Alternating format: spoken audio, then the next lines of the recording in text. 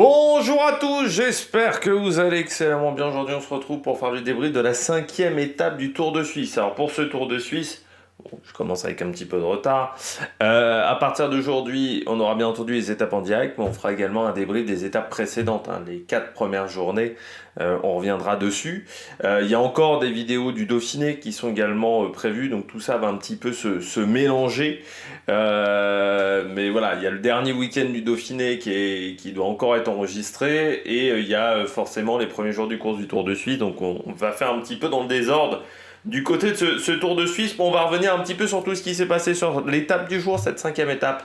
On est arrivé du côté de Cary avec 2 passages. Du côté de la montée de Cary, c'était une étape particulière dans la manière dont elle a été conçue, avec certes 3000 mètres de dénivelé positif, mais énormément de difficultés au départ, et ensuite c'était une course de côte. Donc c'était bizarre comme manière de faire, mais demain ça sera encore pire avec seulement 42 km de course. Ça risque d'être très intense, et surtout ça va durer 1h15, 1h20 demain, donc ça va être particulier. Ça va être vraiment une course de côte demain. Bon, eh bien n'hésitez pas à vous abonner à la chaîne, à réagir dans les commentaires, à mettre un pouce bleu, à partager la vidéo sur les réseaux sociaux, notamment auprès de vos proches. Vous pensez que ça peut les intéresser dans les commentaires. N'hésitez pas à me dire qui vous a plu, qui vous a déçu. TikTok, les shorts juste après l'arrivée des étapes de ce Tour de Suisse à partir d'aujourd'hui. Si vous avez les moyens et que vous voulez soutenir mon travail, vous pouvez faire un super thanks, et je remercie les gens qui le font. Vous pouvez également rajouter la petite cloche, comme ça vous êtes au courant des dernières vidéos qui sortent sur la chaîne. Et si vous voulez soutenir mon travail et que vous n'avez pas les moyens, eh bien vous pouvez cliquer le plus rapidement possible sur les notifications dès que vous les voyez, parce que comme ça permet de mettre en avant la vidéo sur YouTube. On commence tout de suite avec cette 5e étape du Tour de Suisse. Donc encore une fois, une étape qui a été assez rapide, 38 à l'heure. On n'a pas l'impression comme ça que c'est impressionnant, mais il y a eu un gros tempo sur les premières heures de course, avec une échappée qui s'est formée, mais qui n'a pas forcément eu beaucoup d'avance, qui a été repris. À un moment, il y a quasiment une sorte de coup de bordure. On avait plusieurs pelotons avant que la bonne échappée sorte, notamment avec Nance Peters dans cette bonne échappée. On avait également Rubio, on avait également Lutsenko, il y avait du beau monde, avec Stephen Williams qui a été le moins en vue de cette échappée. Il a un peu du mal à enchaîner depuis les classiques ardennaises, Stephen Williams. Et puis il y avait Stone Mittet, le Norvégien. Ces coureurs-là qui n'ont jamais énormément d'avance, et qui seront repris à 7-8 km de l'arrivée, sous l'impulsion de la UAE d'Ineos. Les deux qui feront quand même beaucoup de boulot, et surtout un énorme Ian Creston du côté de la UAE Team Emirates. Et puis après, eh bien, il n'y a pas eu forcément de bagarre, c'est-à-dire que la UAE était au-dessus. Almeida a fait un énorme boulot pour Adam Yates, et le coureur britannique s'est imposé devant Almeida. Autant vous dire qu'il n'y a pas eu énormément de suspense pour la victoire finale sur cette étape, mais il y a quand même des enseignements à en tirer. Donc c'est ce qu'on va faire tout de suite avec les coureurs au top. Attaque de Marlou! On commence tout de suite du côté des coureurs au top avec Adam Yates, le coureur britannique de la UAE Team Emirates.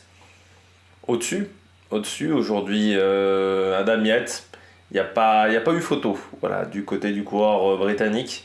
L'équipe était la plus forte, avec encore une fois un énorme Ian Creston, un énorme également Joao Almeida. On a eu aussi un petit peu Hirschi avec Del Toro, mais c'est sûr que Adam Yates a été quand même extrêmement fort dans le final,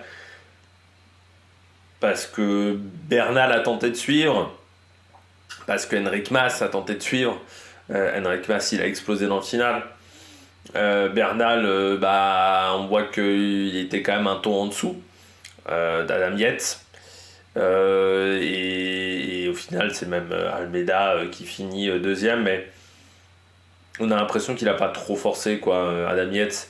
C'est-à-dire qu'il avait cette capacité à aller chercher encore une fois des bons temps. Et l'avantage du AE en plus, c'est qu'avec le contre-la-montre du dernier jour, ils ont encore 2 cartes. En fait, certes, Adam Yates, qui est pour le moment en tête, qui a une petite avance sur ses adversaires, mais ils ont toujours Almeida. Almeida n'est pas largué au niveau du classement général. Hein. Si on regarde ce classement général, donc Adam Yates est en tête, maillot jaune, avec 35 secondes d'avance sur Almeida. Donc Adam Yates a déjà une 11 sur Bernal, une 50 sur Mas. Il ne perdra pas une 50 sur Enric Mas. Je ne pense pas qu'il perde non plus une 11 sur Egan Bernal. Adam Yates, son seul risque, c'est Joao Almeida. Et je pense que ça va être compliqué d'aller battre les UAE. Il faudra voir demain. Mais pour le moment, l'équipe est au-dessus. On le voit au niveau du rythme de course. Et puis même au niveau du classement par équipe. Hein. UAE est en tête avec 7 minutes d'avance sur Ineos. Donc non, c'est du très très très solide. Ce que réalise pour le moment cette formation. Et moi j'ai été impressionné vraiment par Jan Christen, le Suisse, qui fait un bon début de saison.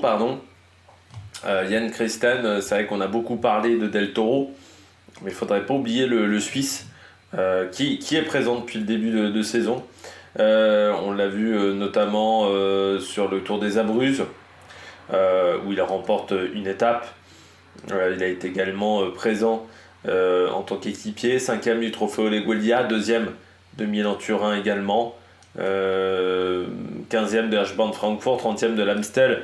Je rappelle qu'il n'a que 19 ans, il va avoir 20 ans à la fin du mois, donc ça c'est quand même assez impressionnant ce qu'il arrive à faire, Jan Christen, dans ce rôle d'équipier. Vraiment très très fort ce qu'il a réussi à faire. Et on le verra, lui, sur le Tour d'Autriche, où il aura peut-être un statut de leader sur le Tour d'Autriche qui aura lieu lors de la première semaine du Tour de France, avec 6 étapes. On commencera à Saint-Polten pour finir à Kouktaï pour cette épreuve. Donc voilà, des étapes sympas normalement, le Tour d'Autriche, avec Ineos au départ également. Avec Alpecin de Koenig, voilà, trois grosses équipes. Vous avez quelques équipes U23, notamment je pense à la Lidl Trek. Puis vous avez des jeunes aux dents longues, je pense voilà, dans la Kernaos, Felbermayer également, avec Persteiner, Zödel, qui voudront montrer que cette équipe-là a les épaules pour montrer en deuxième division. Puis il y aura également la Team Coupe, voilà, la Vorarlberg, qui seront au départ de cette épreuve. On parle de Ghana, on parle de Joshua Tarling, de Großschartner. Voilà, il y aura des bons coureurs. Ça commencera avec un prologue, voilà, de 3 km. Ça sera un mardi. Puis on finira le dimanche, voilà, avec 805 km de course prévue sur ces 6 étapes. Mais ouais, impressionnant cette formation UAE sur ce début de course. Il n'y avait pas grand chose à faire pour aller les battre. Hein. Aujourd'hui, j'ai pas grand chose d'autre à dire à part que c'était parfait. Même Ineos, ils n'ont jamais été en mesure véritablement de menacer cette formation. Donc il y a vraiment une grosse différence de niveau aujourd'hui entre les adversaires d'Adam Yates et lui. Je crois qu'il n'y avait vraiment pas de possibilité d'aller le chercher. Enfin, voilà, il a été vraiment le plus costaud, tout simplement. On poursuit du côté des équipes au top et des coureurs au top avec Mathieu Riccitello, l'américain, le coureur de l'équipe Israël, qui a été présent sur le Tour de l'Avenir, qui avait perdu face à Del Toro, même s'il avait été performant, contrairement à ce qu'on disait. C'était Patrick Chassé qui disait... je sais plus ce qu'il a raconté comme connerie au niveau des jeunes catégories, Patrick Chassé sur le Tour de Suisse. Mais du côté de Mathieu Riccitello, c'est très bien. Alors moi, vous savez que c'est un coureur que je suis depuis l'année dernière, le Tour des Alpes, où il m'avait tapé dans l'œil. Voilà, sur cette épreuve. Je l'avais trouvé très bon sur le Tour des Alpes. Malgré le fait qu'il avait fini que 16e, mais je l'avais trouvé très bon dans l'Armada Israël. Bon, ensuite, il avait fait le Giro, ça avait été plus compliqué, mais il avait fait le Giro à 21 ans, donc c'était très jeune. Et puis sur le Tour de l'Avenir, il avait peut-être également souffert de son Giro et de son gros début de saison. Il avait quand même remporté le chrono au Kerelis, mais il avait vraiment souffert dans les 2 dernières étapes, et notamment à Sainte-Foy, la Tarentaise. Lui qui était largement en tête, voilà, il avait été devancé par Del Toro, par Pellizzari et par Piganzoli, les 2 Italiens qui ont été en vue sur le dernier Tour d'Italie, hein, surtout Giulio Pellizzari, mais Piganzoli c'est également pas mal. C'est vrai que Matteo Riccitello avait pris la 4e place devant William Junior Le Cerf, alors que c'était le favori de cette course. Mais là, il poursuit sur sa lancée avec un début de saison intéressant, 13e du Tour des Abruzzes, 12e de l'UAE Tour en étant 7e à Jebel Jaïs, ça c'était pas mal. Il a fait 10e de la Mercantour classique, parce qu'en fait il a assez peu couru, hein. Il a 24 jours de course seulement, Matteo Riccitello, et là il a été vraiment très bon sur cette étape du Tour de Suisse, et sur ce début de Tour de Suisse il est vraiment totalement dans le coup, donc ça c'est très intéressant de la part de Matteo Riccitello. Je ne sais pas quel sera son programme.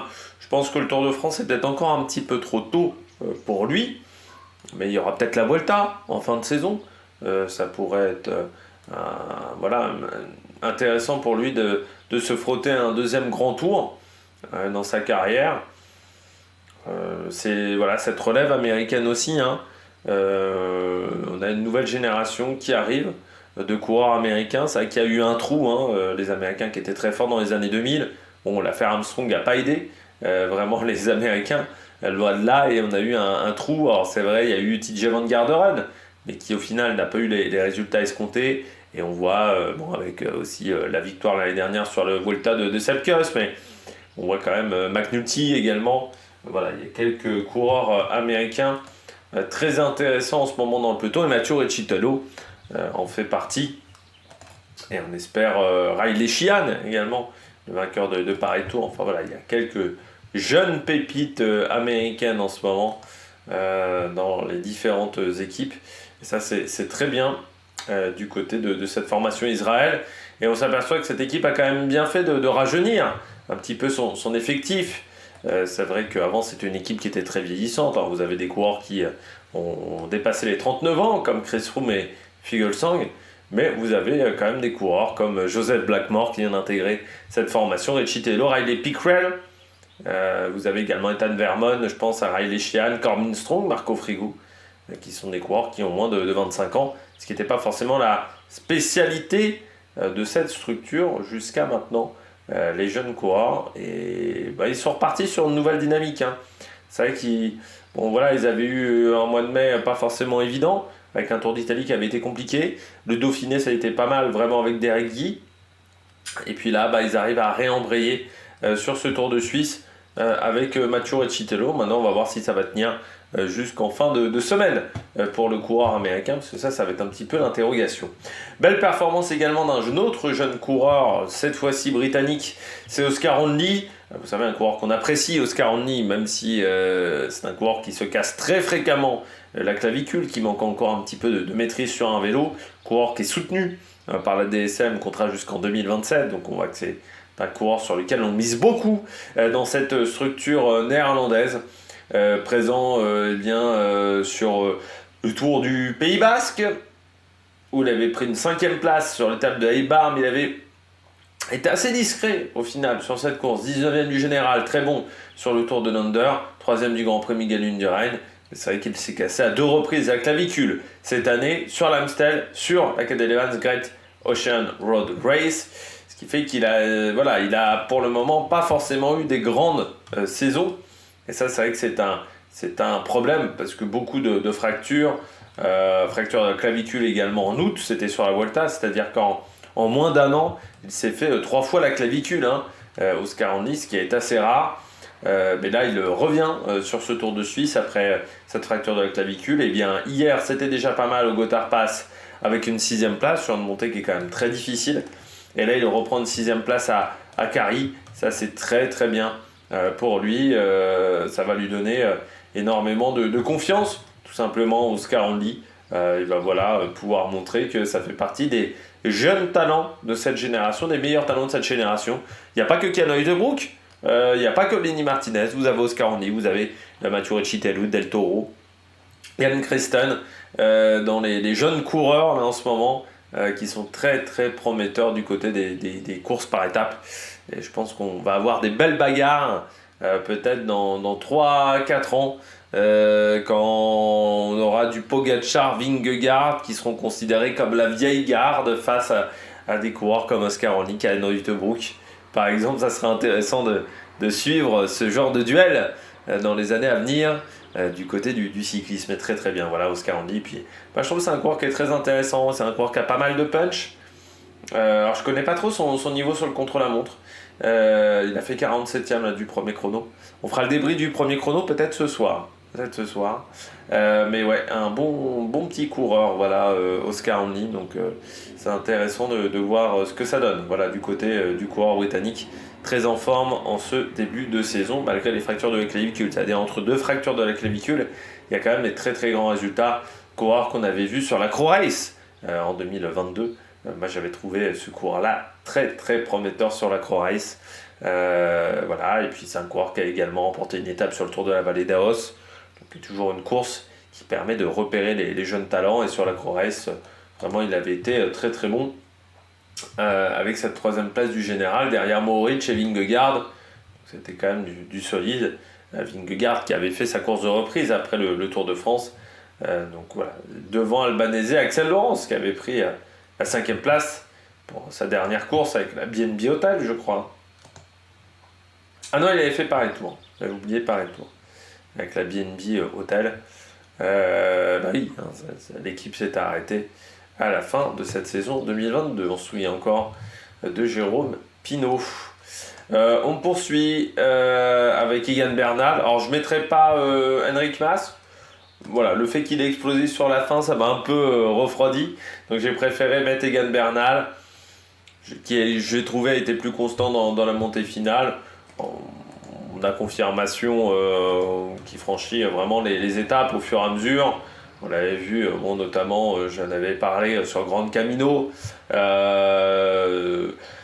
où il avait pris la 3ème place, mais j'avais dit Grand Camino, on est sur une course 2-1. Bon, ensuite, il a fait ça sur Paris-Nice, 7ème, 3ème du Tour de Catalogne. Ça, j'avais dit, on est sur des épreuves World Tour, c'est quand même d'un autre niveau. Il avait été 21ème de Liège-Bastogne-Liège, où il avait été énormément à l'attaque. Également sur cette épreuve, 10ème du Tour de Romandie. Bien, il revient après une pause d'1 mois et demi sur le Tour de Suisse, objectif Tour de France. Il sera présent également sur les Jeux Olympiques. C'est ce qu'on indique là, du côté d'Egan Bernal. Pour l'instant, c'est du solide de la part du Colombien. 5ème au Gothard Pass, 3ème aujourd'hui. Sur une montée qui correspondait peut-être moins à ses qualités que le Gothard Pass. Gothard Pass, c'est haut, je crois me rappeler, en altitude. Voilà, on est à 2100 mètres et on sait que c'est là où il est extrêmement fort. Egan Bernal, hein, c'est sur les montées à plus de 1008. Là, c'était presque un petit peu trop bas pour lui. On était à 1600 mètres. Donc là, ses qualités en altitude fonctionnent un peu moins.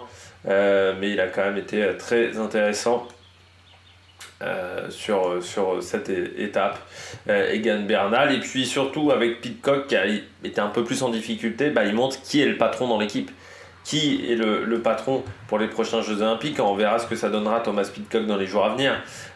Lui qui est 4ème du classement des jeunes pour le moment, derrière Andy Skelmose et Riccitello qui est en tête de ce classement du maillot blanc. Mais on verra du côté de quelle hiérarchie se détachera sur le prochain Tour de France. Mais pour le moment, Egan Bernal a coché vraiment toutes les cases pour montrer qu'il est en forme et qu'il est capable de se mêler pour avoir un top 10. Ça, c'est clair et net. Egan Bernal, il peut faire un top 10 sur le prochain Tour de France, voire mieux, parce que pour le moment, je pense qu'il se place véritablement pour un top 5, qu'il y aura une belle bagarre dans cette formation Ineos, parce qu'il y aura une belle structure au départ du côté d'Ineos. Si on regarde bien, on parle beaucoup des autres formations, mais là il y aura Pidcock, il y aura Rodriguez, Kwiatkowski, Bernal de plus, Geraint Thomas, qui là je pense aura peut-être plus un rôle d'équipier, mais vous avez quand même normalement une équipe qui va être extrêmement solide au départ. Je me dis qu'avec Carlos Rodriguez et Egan Bernal en co-leader, ça va être compliqué pour Thomas Pidcock.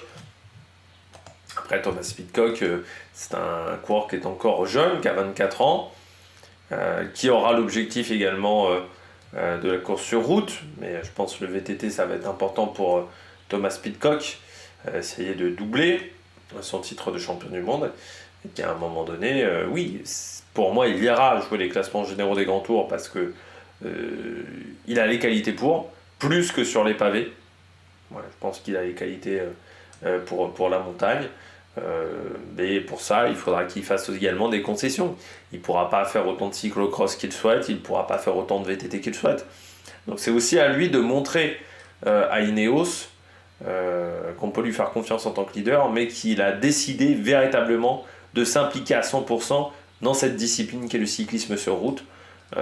Voilà, il faut aussi montrer à son employeur à des moments que tu as fait des efforts et que tu te concentres également sur les résultats de cette structure et que tu as envie de montrer voilà, que tu es en capacité d'aller chercher le classement général des grandes courses. Donc voilà, on verra maintenant ce que ça donne du côté de la bagarre presque en interne dans cette formation Ineos, mais ça va peut-être un petit peu nous intéresser pour le prochain Tour de France. Il y aura peut-être des débats du côté de la Ineos, il y aura peut-être des questions, des sondages du côté de cette formation Ineos. Allez, on regarde tout de suite les bonnets d'âne. Les bonnets d'âne de l'étape du jour, je commence avec Skelmose. Ouais, ça a été compliqué aujourd'hui, Skelmose. Il a tenté de suivre et il a complètement explosé. Alors ça, c'est toujours le risque, hein, quand vous essayez de suivre à tout prix un coureur qui a un gros tempo, qui a peut-être un tempo qui est supérieur au vôtre. Bah, le risque ensuite, c'est de complètement exploser et de prendre cher en termes d'écart. Et c'est ce qui s'est passé avec Matthias Skelmose. Parce qu'aujourd'hui, il finit 13e à 1 minute 41. Et c'est vrai que les espoirs de podium, ça me nuise, vu qu'il est à 2 minutes 17 et qu'Egan Bernal est à 1,11. C'est-à-dire qu'il faudrait reprendre 1,06 à Bernal. Alors, il reste 3 étapes encore. L'étape de Blatten, mais qui va être très courte au final. L'étape de Villars-sur-Olon. La première étape de Villars-sur-Olon, l'étape en ligne et puis le chrono le lendemain, mais ça va quand même pas être évident du tout pour Skelmose. C'est dommage pour le coureur danois, mais ça renforce encore une fois mes questions que j'ai avec Matthias Skelmose. Est-ce que c'est véritablement un coureur qui est en capacité d'aller chercher forcément une course de 3 semaines, ou est-ce que c'est un coureur qui devrait plutôt se concentrer sur le classement des classiques ardennaises notamment. Skelmose, après, il faut rappeler aussi que c'est un coureur qui ne fera pas normalement le Tour de France. Il est plutôt prévu sur la Vuelta Skelmose. Par contre, c'est pas forcément une bonne nouvelle pour cette équipe de Lidl Trek. Certes, il y a eu une belle victoire de Thibaut Nice du côté de la Lidl Trek, mais sur cette course, on a perdu quand même, il faut bien le dire, Bokeh Mollema, on a perdu Tao Geoghegan également sur le Dauphiné. Donc c'est vrai que je pense qu'il y a des questions qui se posent sur qui sera au départ sur le prochain Tour de France, mais encore une fois, Skelmose, je pense que sur la Vuelta, ça peut être vraiment un coureur intéressant. C'est des types de montées qui vont lui convenir avec son côté puncher, ça devrait plutôt bien se passer, alors que sur ce Tour de France, c'est peut-être plus difficile avec des montées plus longues. Par contre, sur la Vuelta, pour moi, s'il se plante sur la Vuelta, vraiment, je me dirais, pour moi, c'est pas un coureur de grand tour, c'est vraiment un coureur de classique ardennaise et de course punchy. Voilà, du côté du Danois. C'est vraiment une question que je me pose, c'est pas le seul coureur. Il y a Vauquelin également qui est un peu dans la même situation. Mais là, c'est vrai qu'aujourd'hui, Skelmose, c'est dommage. Voilà, et puis il perd du temps, et puis même pour le maillot blanc, ça va pas être facile, parce que Recitello lui est passé devant, et puis Oscar Onlin n'est pas très loin, à seulement 4 secondes. Donc là aussi, c'est pas forcément une bonne nouvelle pour Mathias Skjelmose. Euh, du côté de cette course, mais encore une fois, la Vuelta est son objectif. Et la Vuelta, c'est encore dans 2 mois. Donc vous êtes un peu dans un trou dans sa saison. Je pense qu'il manquait de monde chez Lidl Trek pour être leader sur ce Tour de Suisse. Bon, ils se sont dit, bon, bah, qui veut être au départ? Léon Mesquel-Moseux. Puis on verra ce que ça peut donner sur cette semaine de course. Mais il n'y avait peut-être pas forcément de gros objectifs de top 5, de podium. Encore une fois, la Vuelta, c'est dans 2 mois, c'est le 17 août. Et on est que le 13 juin. Donc forcément, on n'est pas dans la même situation qu'avec des coureurs qui vont participer au Tour de France qui sera dans le départ dans 2 semaines. Là, on n'est pas du tout dans la même idée. On poursuit avec les Bleus. Alors j'ai décidé de mettre Lenny Martinez, mais c'est globalement les Bleus sur cette étape.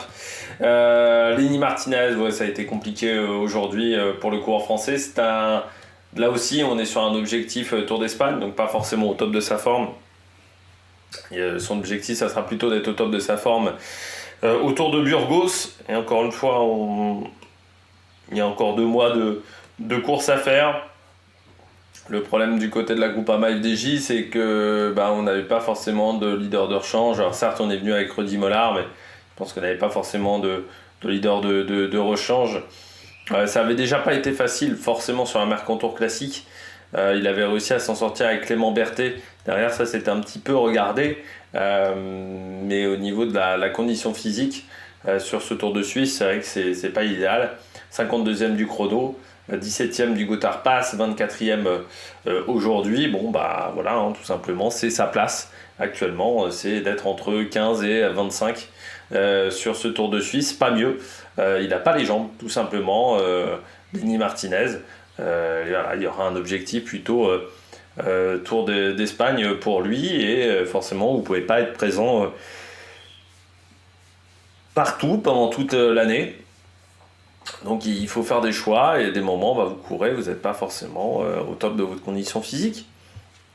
Ça arrive de moins en moins, parce que comme les coureurs ont tendance à ne pas faire beaucoup de jours de course, bon après c'est aussi une prise d'expérience pour lui, de ne pas s'affoler, de réussir à être sur un bon tempo régulier, même quand il n'est pas au top, de gérer cette frustration. Ça va être important également pour lui, pour la suite de sa carrière, parce que ça permettra de voir quand un jour il aura un jour sans. C'est ce qui peut arriver même quand vous êtes au top physiquement. Ça pourrait peut-être arriver sur la Volta, ça pourrait arriver sur d'autres courses futures. Eh bien, il arrivera peut-être mieux à réagir que s'il n'avait pas forcément connu ce Tour de Suisse. Un petit peu compliqué, mais c'est vrai que pour les Français c'est difficile. Alors on a le cas Valentin Paré-Pinte, là c'est le cas inverse.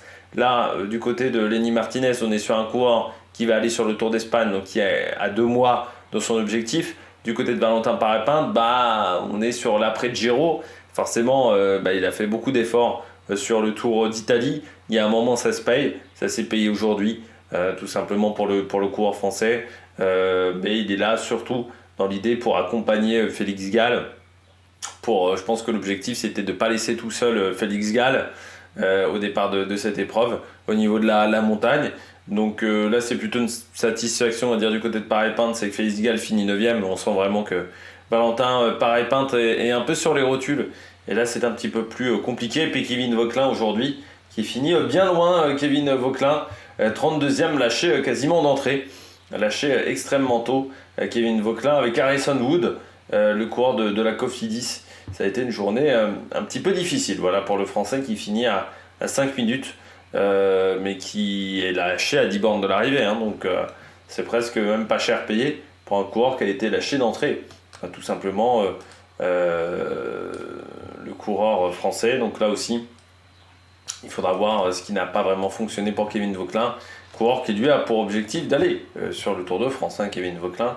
C'est son objectif. Est-ce que c'était un jour sans, ou est-ce qu'il a du mal à encaisser le stage en montagne qu'il a effectué avant ce Tour de Suisse, qui peut arriver aussi, hein. Il y a des coureurs qui arrivent à bien encaisser les stages en montagne. Des fois c'est plus compliqué pour certains.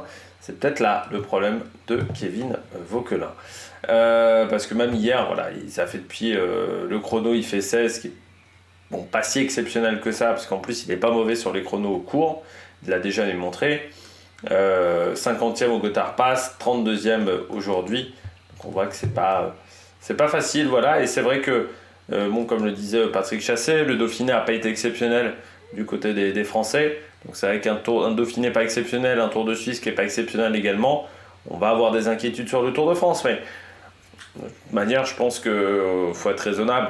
Personne ne s'attendait à ce que sur le prochain Tour de France, vous ayez un coureur qui soit sur le podium. Ce serait quand même vraiment coudu qu'il y ait un coureur qui soit sur le podium du prochain Tour de France du côté des coureurs français. Je crois qu'il faut être raisonnable également avec le niveau actuel de nos coureurs. Et oui, avec David Gaudu, va peut-être faire top 5, mais s'il y a une grosse densité, ça ne sera pas évident. Et puis après, pour des Vauquelin, par exemple, l'objectif, déjà être dans le top 10, ça serait excellent. Donc voilà, il faut être raisonnable. Du côté de Kevin Vauquelin, c'est sûr que là, c'est pas une bonne journée. C'est pas un bon début de Tour de Suisse. Il va falloir être en capacité de rectifier le tir dans les jours à venir. Parce que il y a 2 semaines avant le Tour de France, la semaine prochaine, il y a les championnats nationaux. Peut-être qu'il aura pour objectif d'aller chercher le titre du côté du chrono, parce que je pense qu'il y aura une vraie bagarre avec Armirail, avec Cavagna, et qu'il y a une possibilité d'aller se bagarrer avec ces coureurs-là. Mais pour ça, il faudra être au top. Et puis, dernier coureur flop, c'est Carapaz, abandon. Pour Achard Carapaz, chute hier, voilà, blessé au niveau du visage. Il a décidé d'abandonner à 2 semaines du Tour de France. Là, c'est vraiment pas l'idéal d'abandonner la course de préparation, comme un Dauphiné, comme un Tour de Suisse. C'est toujours mieux de finir. Et puis surtout, ce qui veut dire blessure au visage, veut dire est-ce que ça sera remis complètement d'ici le Tour de France? Est-ce que ça va pas lui coûter trop d'énergie avant le Tour de France? Ça, c'est des questions qu'on peut se poser. Ça serait dommageable parce que Carapaz, ça fait partie des coureurs qui peuvent vraiment intégrer le top 5 du prochain Tour de France. Donc ça serait décevant de ne pas le voir au top. Carapaz, surtout que l'année dernière, son Tour de France s'était mal passé, que pour le moment son passage CEF est assez décevant, qu'il y a eu en plus cette polémique avec Narvaez, enfin surtout la polémique de Carapaz, qui pour moi n'avait pas les capacités de défendre son titre sur un parcours de ce type-là. Donc on a choisi Narvaez. Après, il n'y avait pas du côté du cyclisme, il n'y a pas de quota pour le champion olympique en titre. C'est plutôt peut-être du côté de l'UCI qu'il aurait fallu attaquer du côté de Carapaz plus que du côté de sa fédération. Parce qu'au final, Narvaez, pour le moment, a démontré de meilleures qualités sur un parcours comme celui des Jeux Olympiques que Carapaz. Et c'est vrai que là, cette chute, il n'y a pas vraiment de dynamique positive qui se crée autour de Carapaz depuis son arrivée chez EF. Et ça, c'est un petit peu dommageable pour le coureur équatorien.